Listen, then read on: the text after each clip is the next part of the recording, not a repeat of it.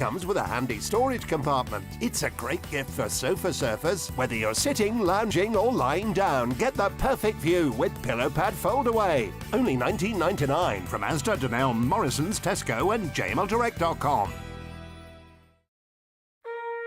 This year, so many people won't be home for Christmas. Not everyone has a place to call home, with the comfort of a warm bed and a roof over their heads.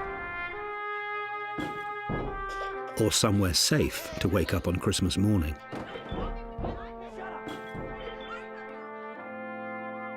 Not everyone has a loving family to share their Christmas day. As we celebrate in our own homes this Christmas, please think of those without a home to call their own and help the Salvation Army reach out to them this Christmas.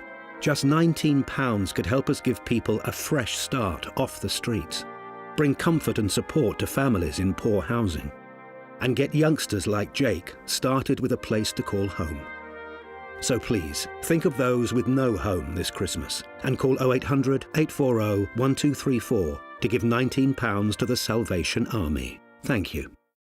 From interesting tech startups to industry-leading companies, politics, sports, culture, curry, cricket. Oh, there's so much to talk about.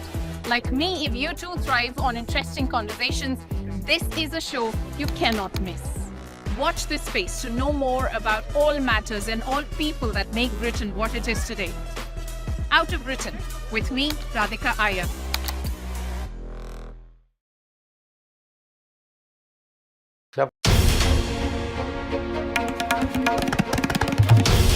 This is NDTV, and you're watching NDTV 24/7.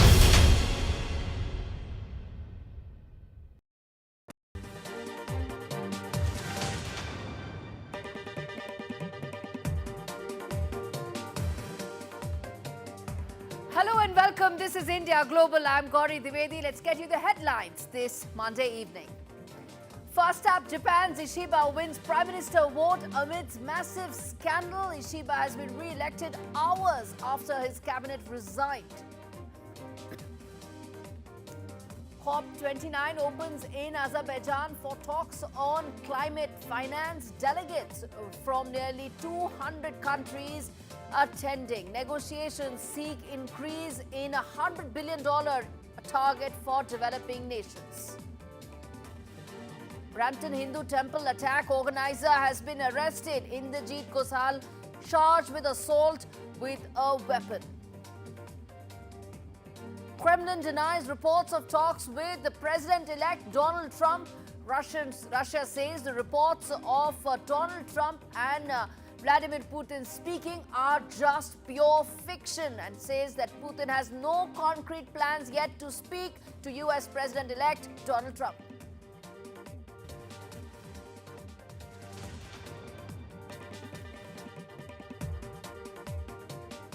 All right, the first story that we are focusing on in today's India Global is the latest situation that's unfolding in Bangladesh. In fact, there's lots happening right now in Bangladesh, and let's take that one by one. First and most important bit, that is that Bangladesh's interim government is now seeking Interpol to repatriate former Prime Minister Sheikh Hasina. She is in India on asylum, and the Yunus government is now seeking Interpol's help to issue a red corner notice for the former Prime Minister. An interim government has accused Sheikh Hasina of brutal quote-unquote suppression.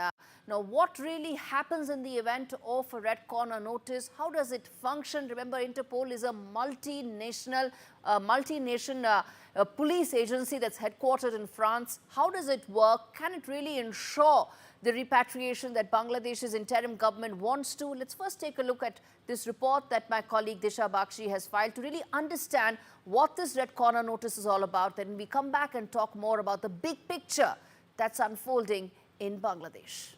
What is a Interpol notice? So an Interpol notice is essentially an international alert which helps share any sort of information about a criminal or any sort of information about a crime that could be taking place, as well as information about missing persons, as well as missing or unidentified dead bodies in some cases. So it is an international alert to share information about crimes between various member nations. So it is an alert that is shared between the police forces of these member nations to help exchange information about the whereabouts of a criminal or who is accused in a member nation, or any sort of other criminal activity.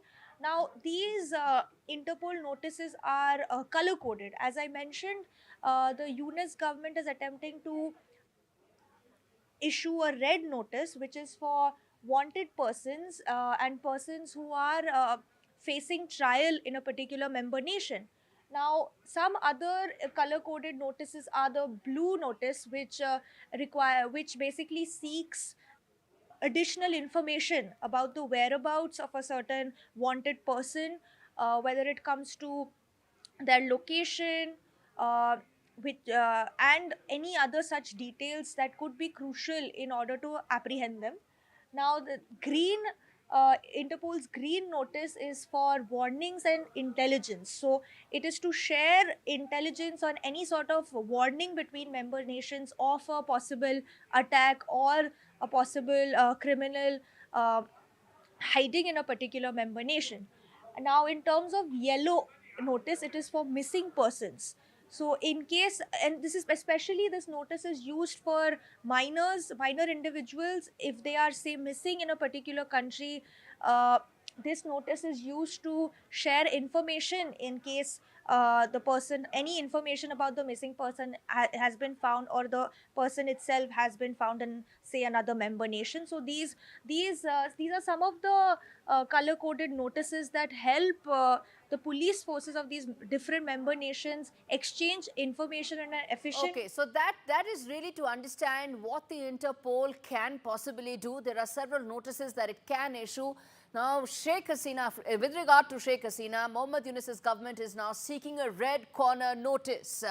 And after that, it wants extradition or repatriation, actually, of Sheikh Hasina back, because it feels that the brutal suppression that happened under her regime needs to now be accounted for. And along with that, there are parallel other latest developments that are taking place in Bangladesh. I'm going to quickly now open this up with the guests who are joining me on the show, Salim Samad as well as Razaul Karim, to really understand the latest that's unfolding in Bangladesh. In fact, Razaul Karim, let me start with you. Two things have happened. One is the fact that a red corner notice is being sought. It hasn't been issued. It's being sought from Interpol. Parallelly, there are now, there's a clamor that's growing within the Awami League, which wants now and is knocking on the doors of the ICC, because it feels that Mohammed Yunus's government is also undertaking genocide. They've actually used the word genocide, quote unquote. So months after the turmoil that engulfed Bangladesh, it seems that normalcy is still some time away. Instead of bridging these divides, unfortunately, it seems that those factions are only growing. You are right. Thank you. Actually, in this aspect, both the issue is logical. If you talk about the one you said about the Bangladesh, the filing case against chief advisor, that has some causes, and also again the red notice by Interpol, that has also good causes, because in Bangladesh currently against ex-Prime Minister Sheikh Hasina, there are a lot of cases filed against her, and all those cases were related with against the humanity, against her killing the students, journalists, and her orders to the law enforcement agencies to kill the students and kill the common people. So this was aggressive act from ex-Prime Minister Sheikh Hasina. And again, about the filing case against a chief advisor, that has also caused is that after 5th August to 8th August, the one they have mentioned in their case under Article 15 Rome Statute, under that clause, they have filed a case under Major ICC Raza, and Major mentioned. Raza, I'll let you finish your point. Just one thing I want to say. In fact, let's quickly tell our viewers the big questions that we are in fact asking with regard to what is happening in Bangladesh, warrants the discussion. What is really unfolding there? There are two things parallelly happening. There are two agencies that are being knocked on by two different sets of political parties. One reaching out to Interpol, the second reaching out to the ICC, both demanding action against the other political outfit. Finish your point now, Major Raza, and then I get in Salim Samad. Thank you.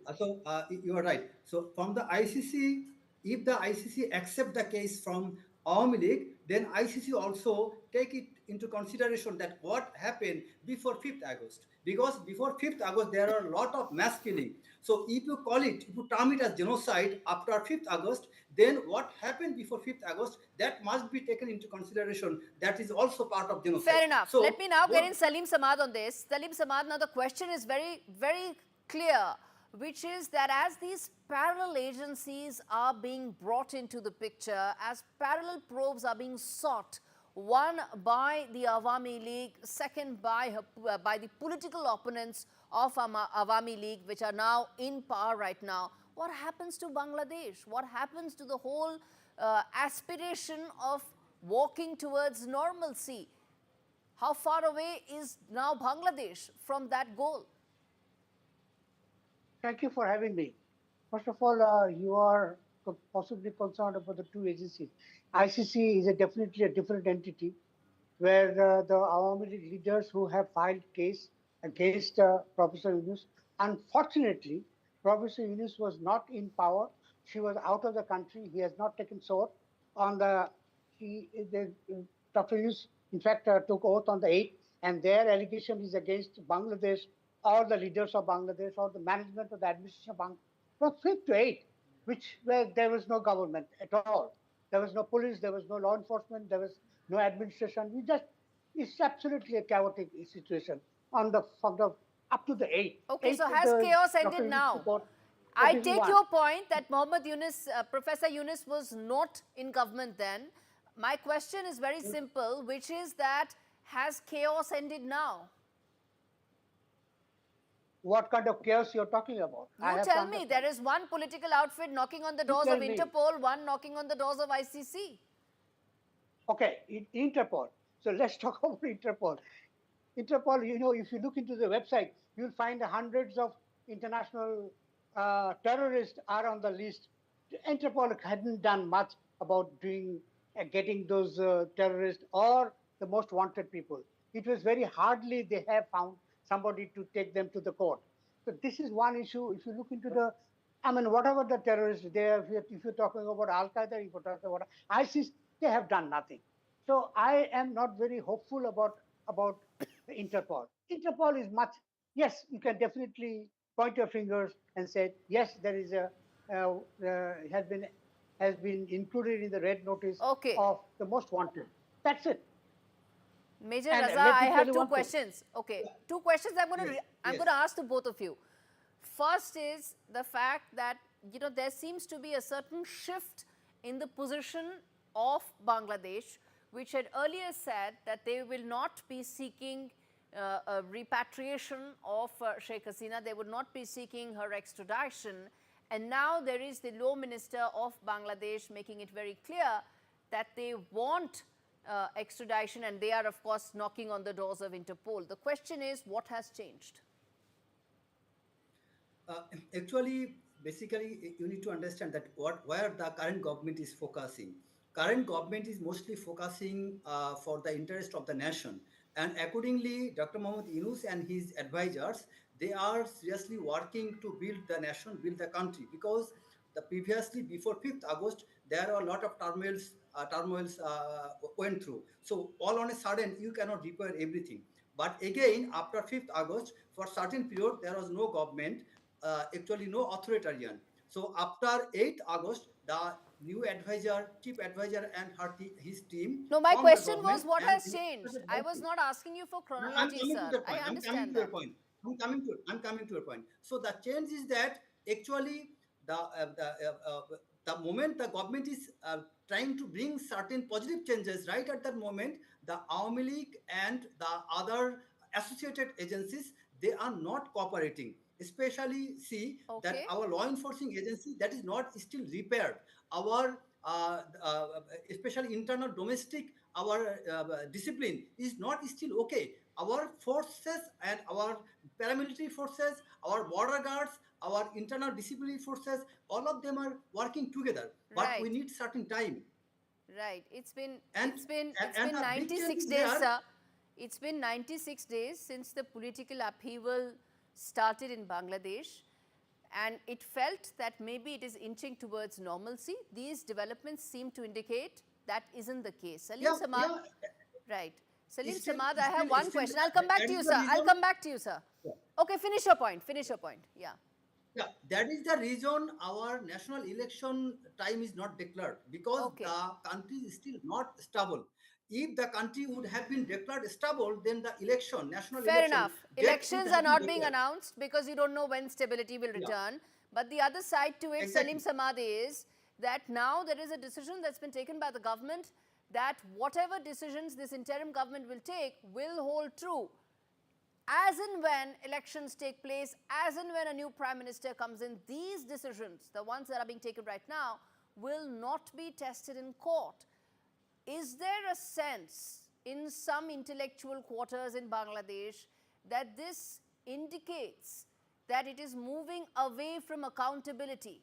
Is the Mohammed Yunus government moving away from accountability to its people? I'm not sure what you are talking about describing to accountability. The accountability has never been implemented in Bangladesh since the liberation in 1971. So let's not talk about accountability and transparency and the democratic institution, which is totally absent. So you cannot expect Yunus to overnight, make those institutions to grow in 30 days or 60 days or 90 days. What I'm trying to tell you that Professor Yunus has time and again has mentioned even to the Indian media, you must have read that the trial until there's a verdict of the trial of Sheikh Hasina in the Bangladesh court, that the deportation or the repatriation or the Right. extradition will not take place. So Sure. this is one issue. And let me tell you one thing. He will not process this case until and unless the United Nations Human Rights Commission, which is already supposed Okay. to submit a report in the month of December. Okay. So obviously, this court will also not process the case of against Hasina, especially for crime against humanity. Right. Okay. So lots of developments lined up. Let's see how soon the normalcy that everybody has been hoping for actually comes back. Major Raza, Salim Samad, thanks so much for speaking to me on India Global. In fact, shifting focus now to the other big story that we are tracking. External Affairs Minister Dr. Jaishankar spoke at the India-Russia Business Forum. In fact, Dr. Jaishankar highlighted the long-term partnership with Russia, and he said that world is moving towards ever greater multipolarity. Remember, the first Deputy Prime Minister of Russia is in India right now. And on agenda is essentially the economic interests and strategic interests between Russia and India that are converging on multiple forums and multiple areas. Listen in to Dr. Jaishankar. We come back and talk more about the Russia-India relationship. We are all aware of the complementary nature of our respective economies. If we recognize that fully, then it also follows that our approach is not transactional, but aimed at building long-term partnerships. In energy domains such as oil, gas, coal, or uranium, India will always be a major player in the international markets. This applies as well to the demand for fertilizers of various kinds. Constructing a mutually beneficial arrangement will help us both address the volatility and the uncertainty of our times. All right, let's now, in fact, quickly get in my colleague Mohammad Ghazali to fill us in with the very latest in terms of what all can we expect from this high-profile visit. Go ahead, Mohammad, explain to us how crucial this visit is. See, Gaurie, today Mr. Jaishankar was attending this this India-Russia Business Forum meeting today, and tomorrow there is an intergovernmental meeting which is to be held in Delhi, Intergovernmental Commission. Now, Intergovernmental Commission is actually a host of ministries which is now being, from both sides, will be led by Mr. Jaishankar from India and his counterpart, or say the first Deputy Prime Minister who is in India. He will be holding that meeting tomorrow in Delhi. But what is the relevance of this visit? Most of these demands which the Foreign Minister today spoke while addressing the forum was around 10 things he spoke about, that how India and Russia can deepen their ties. But 3 things stand out. One, that trade should be done in national currencies or local currencies for both the governments. This is what he emphasized while he addressed the forum meeting. Second, while we are talking about that how relevant this visit of Russian First Deputy Prime Minister is to deepen the trade ties, this comes at a time when 19 Indian entities have faced sanctions from US State Department for having trade with Russia. So amid this, in the backdrop of these sanctions, India is still pushing ahead for deepening trade ties with Russia. Besides that, there is also talk about connectivity. There is international north-south transit corridor. Then there is a corridor which connects Chennai with one of the cities of Russia. So these 3 issues stand out in this meeting because while Russia is facing hostile relations with the other Western countries, meanwhile India is in a position that it can leverage its relations, it can deepen its relations with Russia. And tomorrow, most important meetings will be taking place in Delhi, in the national capital, when Mr. Jaishankar and the first Deputy Prime Minister of Russia will be holding talks about how in different sectors, be it defense, be it space, technology and other sectors, India and Russia can deepen their ties. Right. All right, Mohammad Ghazali, we leave it there. Thanks much for explaining to us the significance of this visit. All right, on that note, we slip into a very, very short break. We come back on the other side, talk more about, well, the latest as far as the attack on the temple in Brampton. The organizer has been arrested. What next? We come back and tell you. Stay with us.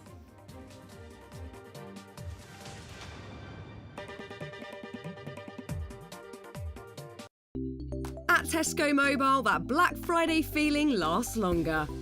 Get our 60 gig SIM for just £13 a month with club card prices, saving you £48.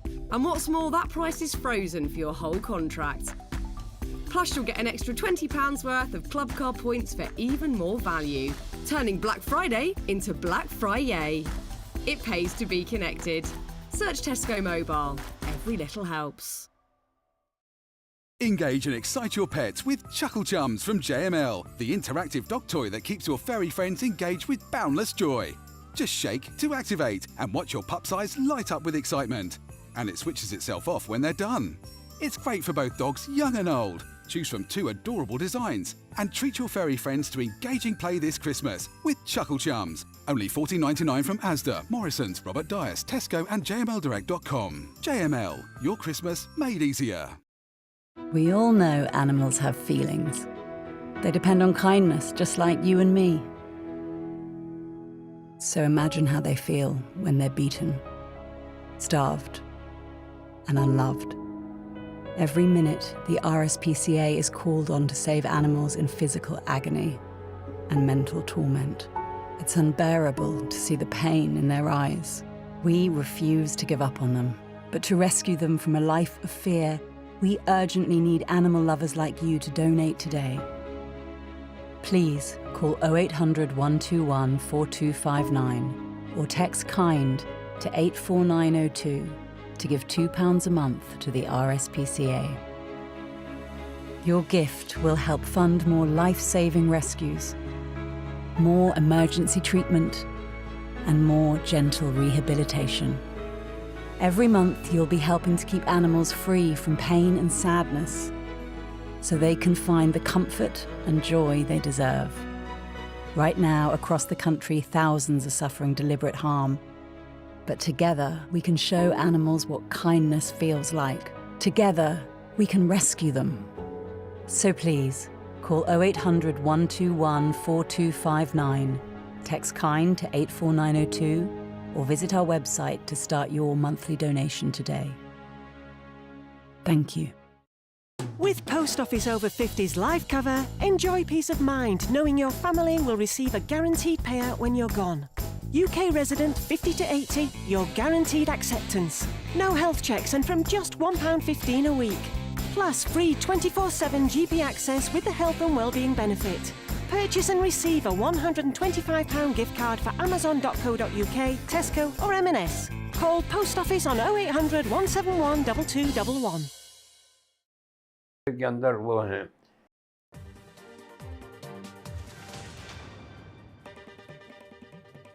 Welcome back. This is India Global, and the big story that we are now focusing on is the latest as far as the Canada incident where the Brampton Hindu temple was attacked. And now latest update coming in is that the organizer of that attack has now been arrested.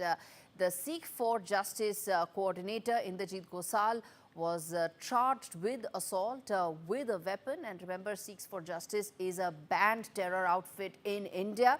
Panun's aide has been arrested amidst the violent attack that took place on the temple in Brampton.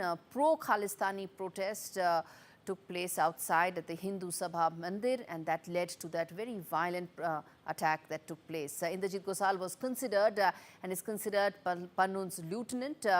In fact, an official word coming in from Sikhs for Justice, as I said, an organization that's banned in India and treated as a terror organization. It has said that Gosal was targeted by pro-Khalistan elements.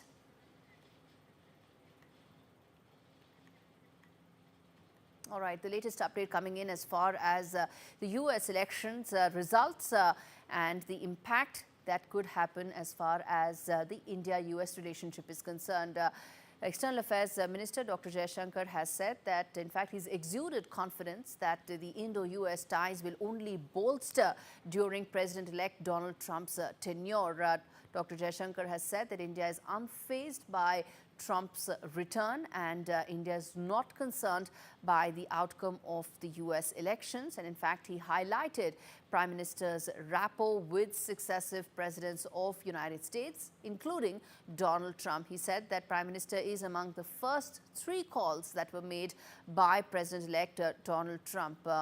And in fact, what does Trump's return mean for Indo-US ties is a key question that is being watched and looked at, given the fact that tariffs, immigration and trade policies are likely to be the key focus areas over the next 4 years.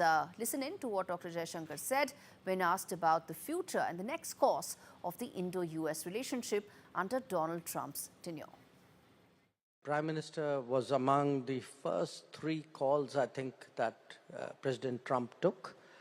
And look, India, Prime Minister Modi has actually built rapport across multiple presidents. So, for him, there's something natural in terms of how he forges those relationships. I know today a lot of countries are nervous about the US, okay? Let's be honest about it.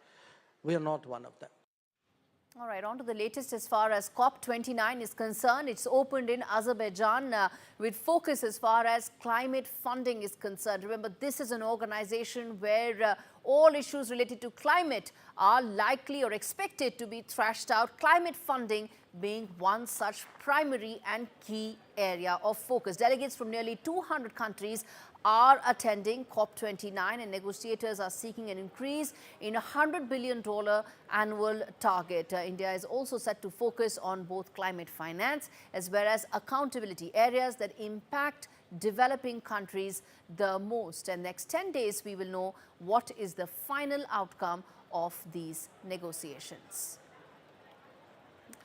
In fact, shifting focus now to the latest as far as Pakistan is concerned, where air pollution is now soaring, with Lahore now battling record smog, which is choking Pakistan's Punjab province. Multan has become one of the most polluted cities worldwide. The visuals that really tell you the story. Multan's air index actually hit 1,914. Unbelievable. Lahore at 760. Roads have been closed due to very poor visibility and also leading to multiple road accidents. And smog has forced High Court to in fact shut down. Trade activities have also been shut down after 8 p.m. All right, with that, it's a wrap on this edition of India Global. Thanks so much for watching.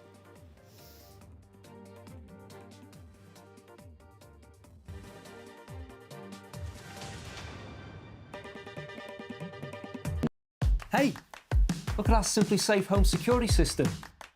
Let's install it.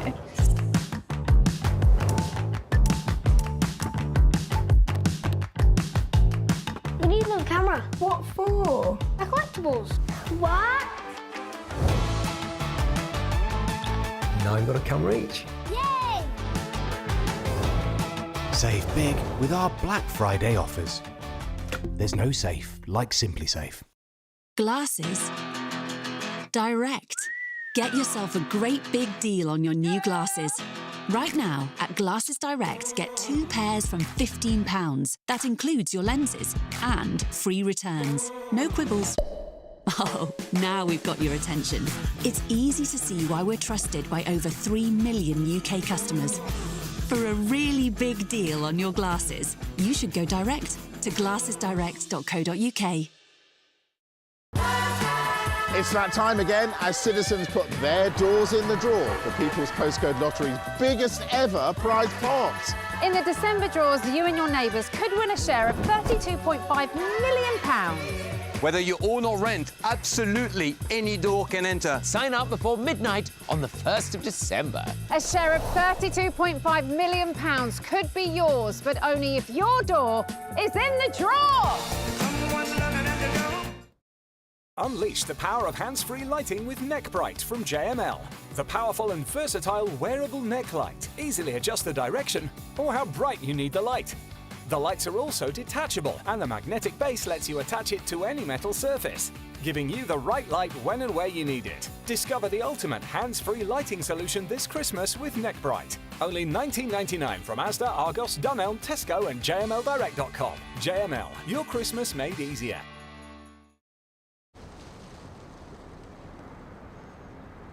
Life's full of times like this. Oh yeah. The gaps between the good stuff. Okay. Like killing time in waiting rooms. It's not long until you've had enough. David, it's time for some tombola. Working on that flat pack. Open for fun. Been bulking up the 6-pack. Open for fun. Yes! I've won £11! All right, calm down. It's just a bit of bingo. Open for fun.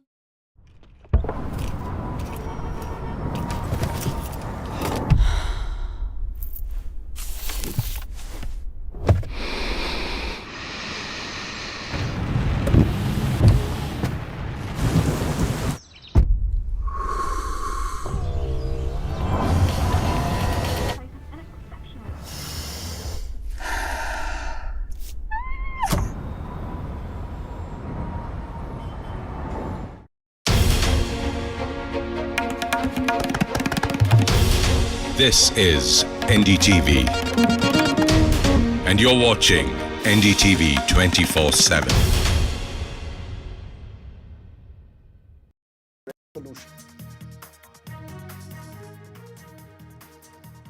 Chandrababu Naidu's TDP, JSP, BJP coalition presents its first state budget, hits out at the earlier YSRCP government for leaving the state in economic ruins, declares the road ahead for the economically fragile state.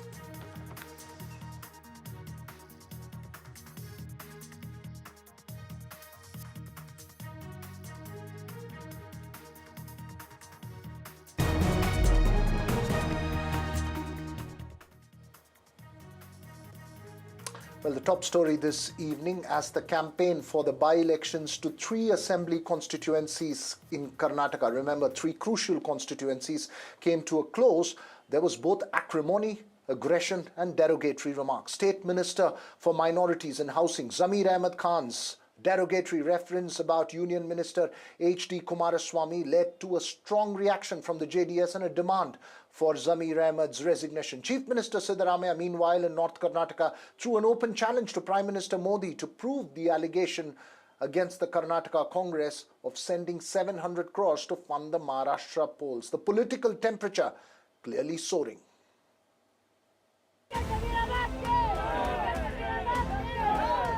Karnataka's Minister for Minorities, Zamir Ahmed Khan, who has been under attack for the order claiming farming land for the Waqf board.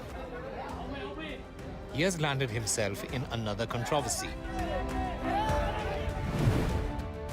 Speaking at a campaign stage in the bypolls for the Channapatna constituency, Zamir Ahmed allegedly used abusive remarks against Union Minister H.D. Kumaraswamy, whose son Nikhil is the BJP JDS candidate. He made the comment while playing an alleged video of Kumaraswamy's comments on Muslim voters. म्हणजे मुसलमानों की vote की जरूरत नहीं है, वोटा मांगने जाता भी नहीं, म्हणजे वोटा भी देना नहीं करको। ये कौन बोल रहा सो? हमारा काला कुमारस्वामी।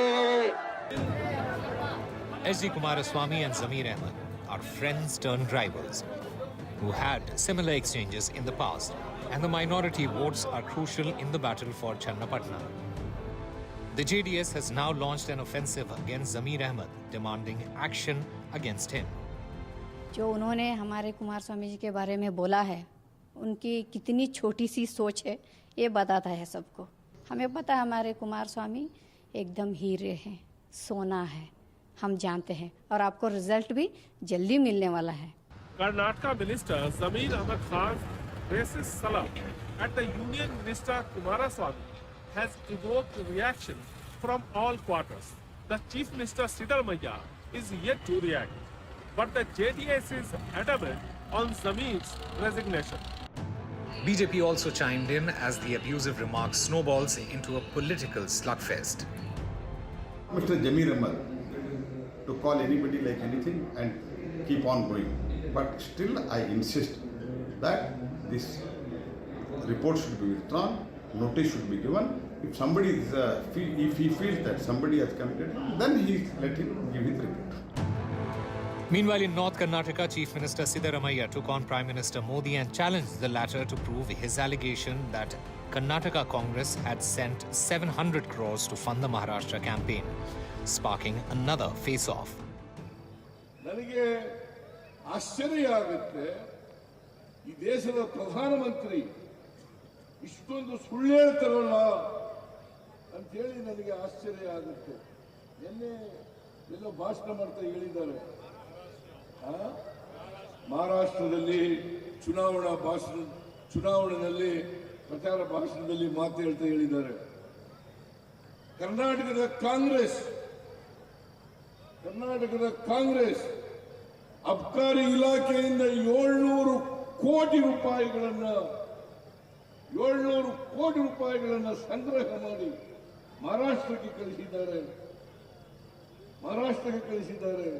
ಜಾರ್ಖಂಡ್ಗೆ ಕಳಿಸಿದ್ದಾರೆ, ಉಪಚುನಾವಣೆಗೆ ಖರ್ಚು ಮಾಡ್ತೇವೆ ಅಂತ ಹೇಳಿದ್ದಾರೆ. ನಾನು ನರೇಂದ್ರ ಮೋದಿ ಅವರಿಗೆ ಇವತ್ತು ಸವಾಲು ಹಾಕ್ತೇನೆ, ನೀವು ಇದನ್ನ ಸಾಬೀತು ಮಾಡಿದ್ರೆ ನಾನು ರಾಜಕೀಯದಿಂದ ನಿವೃತ್ತಿ ಆಗ್ತೀನಿ, ಇಲ್ಲದ್ರೆ ನೀವು ನಿವೃತ್ತಿ ಆಗಬೇಕು ಅಂತೇಳಿ ನೀವು ನಿವೃತ್ತಿ ಆಗಬೇಕು. ಒಬ್ಬ ಪ್ರಧಾನಮಂತ್ರಿಯಾಗಿ ಸುಳ್ಳು ಹೇಳಬೇಕಾದ್ರೂ ಕೂಡ ಸತ್ಯಕ್ಕೆ ಹತ್ತಿರದಲ್ಲಿರ್ತಕ್ಕಂಥ ವಿಚಾರಗಳನ್ನು ಹೇಳಬೇಕು, ಸತ್ಯಕ್ಕೆ ದೂರವಾದಂಥ ಮಾತುಗಳನ್ನು ಹೇಳ್ತಕ್ಕಂಥದ್ದು ಇದೆಯಲ್ಲ. ಇಂಥ ಪ್ರಧಾನಮಂತ್ರಿ, ಇಂಥ ಸುಳ್ಳು ಹೇಳ್ತಕ್ಕಂಥ ಪ್ರಧಾನಮಂತ್ರಿ ಭಾರತದ ಇತಿಹಾಸದಲ್ಲಿ, ಸ್ವತಂತ್ರ ಭಾರತದ ಇತಿಹಾಸದಲ್ಲಿ ಯಾವಾಗಲೂ ಕೂಡ ಬಂದಿರಲಿಲ್ಲ. Clearly, the political exchange in Karnataka is only getting more intense. With Nihal Kidwai, Bureau Report, NDTV. Well, so for a quick face-off this evening as the campaign for the bypolls in Karnataka comes to a close, Bhavya Narasimhamurthy, spokesperson of the Congress, Dr. Lakshmi Ashwin Gowda of the Bharatiya Janata Party joining us this evening. Thank you too for being here. Bhavya, first to you. Zamir Ahmed Khan's comment, avoidable, derogatory and something. What's the Congress's position on that comment? We will look into it. If there is anything derogatory and something against the law will take its course. Coming back to what the Prime Minister is alleging our Chief Minister about 700 crores being, siphoned off from the government. Our Chief Minister has openly put a challenge. If the Prime Minister has the, courage, let him take this challenge and prove it.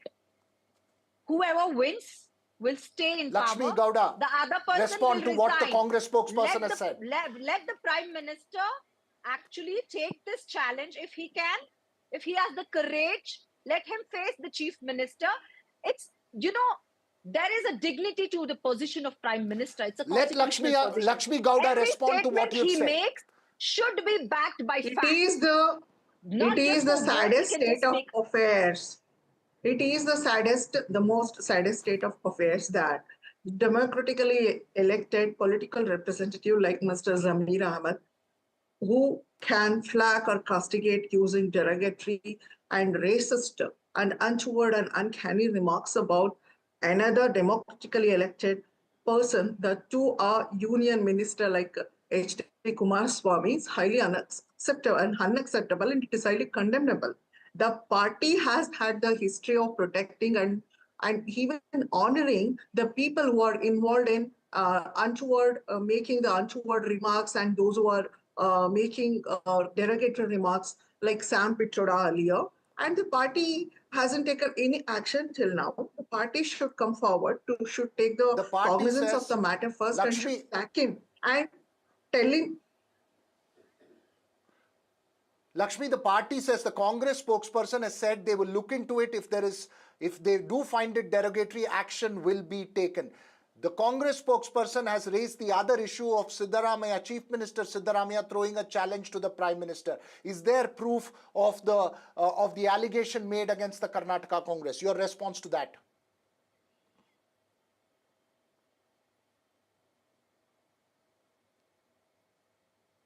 There is a proof of a scam involved to the tune of 700 crores in the excise department. That has been, the party has had the history of channeling out or chiffoning off so much of funds during elections in the neighborhood states or in other states, other states, and there is a proof that they've involved in scam and scandal that is to the tune of 700 crores, that too from excise department. Where will they channel all this money? Where will they channel this amount of money? This definitely will go to the election board Maharashtra state, isn't it? We are not doing any untoward remarks or derogatory remarks. It's all the fact. They are involved in the scam. The scam is real. 700 crore inappropriation of the fund is real. The Muda scam is real. The Valmiki Corporation scam is real. I'm not making any untoward or derogatory remarks. Bhavya, the BJP, without any fact. BJP saying they are making allegations on the scam. There is when the Prime Minister The BJP is from saying their they're making party- allegations on the scam. What about Zamir Ahmed's remarks? It's out in the open on air. The question to the Congress That's exactly what I'm specifically is saying. that in terms of that remark, That we will look into it. Any disciplinary action will be taken. It has happened today. But what Lakshmi just said, I can totally understand. A prime minister from their party, if he can make baseless allegation, sitting in a constitutional position, of course, Lakshmi has to repeat that. Like, what kind of evidence do you people have? How did you arrive at a number of 700 crore? And what evidence do you have that it has been siphoned off to some other state for elections? I honestly believe if you people are alleging a chief minister of siphoning of 700 crores, I can only imagine how much the prime minister of a central government might have done. In all these state elections so far that they Lakshmi have won. Gowda, just respond to that. We'll have to quickly wrap this political face-off. Lakshmi Gowda, last response to you. You people who have done it, and that's why The chief minister himself is involved in such a big, gigantic scam like Muda scam. And he has agreed to that in a testament to the scam he is involved in. He has tried to written all the